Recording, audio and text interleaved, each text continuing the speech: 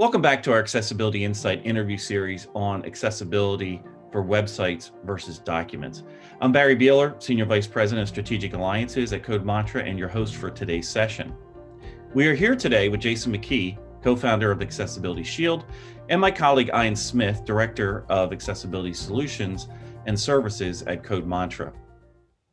So each of you obviously have experienced many challenges when it comes to executing on an accessibility project. What I would like each of you to do for our audience is to kind of lay out those top 3 challenges. I'm sure you could come up with your top 10, but let's focus on those top 3. And hopefully it gives our audience some ideas to go back and address in their situation. So Jason, let's start with you. What do you think your top 3 challenges are around approaching an accessibility project? Well, there's, like you said, there's a lot of challenges, and a lot of it depends on the scenario and the level of understanding of the client, why they're meeting, and all those other things. But in general, the top 3 challenges I think would probably be education, number one, trying to get everyone in, and that's not just saying that this is the law or this is the standard we're going to conform to or something like that, but how this all works in website accessibility. There is a ton of misinformation out there. There's a ton of nefarious characters selling snake oil to clients in our industry. There's a million things we have to overcome to get to the point of what it's going to be agreed to, which is the next challenge, is the scope.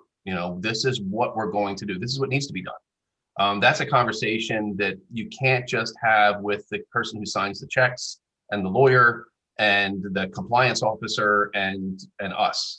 This is something that is going to be at the code level of what's going to be done. We run into clients that have franchise businesses with over 250 franchisees, and to fix all of their sites, it's just a handful of hours. It is nominal to them, and they're shocked. Oh my gosh, I didn't know it was going to be this easy.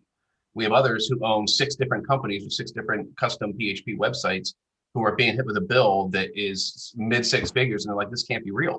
And then they decide to rebuild the website. So the scope is the other big challenge, and it's dependent on the scenario that we're looking at. The third challenge, and this is one that will continue to be a challenge until the education system in America, the way we train programmers, till things change at the fundamental level, is we often work with third-party programmers to do our work. So a lot of times we'll point out what needs to be done, and then the company's in-house programming team or their vendor that's on retainer will be the ones to do the fixes, and then we'll go back and say, okay, good job, you did it. That process is not a pretty one for most scenarios.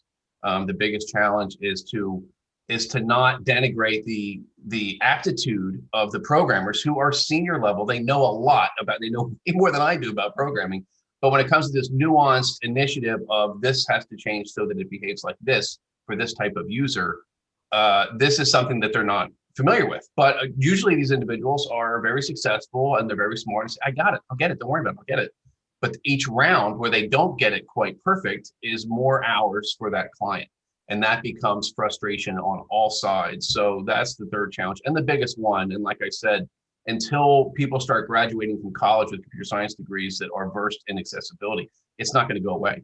I meet chief technology officers with incredible pedigree all the time who don't even understand what this is yet, even though it's a legal requirement in 80 countries around the world. So those are the challenges the way I see them.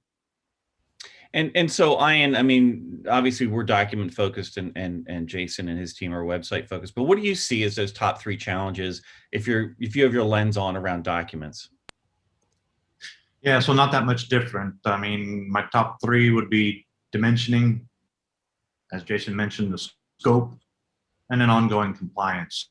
So by the dimensioning, how a lot of them don't truly know how big their problem is, how many documents in our case that they even have on their site, are they compliant or not? So that's a big scary thing, and until they can get that answered, they're just hesitant, or there's too much of an unknown. So dimensioning is one of their biggest challenges. And then scope, how much to do, can they do, how quickly can they do, what sort of timeline, what level of compliance. So that goes into, as Jason mentioned, kind of the education aspect of it. coupled with, again, their business and their abilities and the budget and so on and so forth. And lastly, ongoing compliance. Once they take that initial effort to dimension their problem, fix their problem, they need to make sure that they're able to maintain and remain compliant on an ongoing basis. So those would be my top three.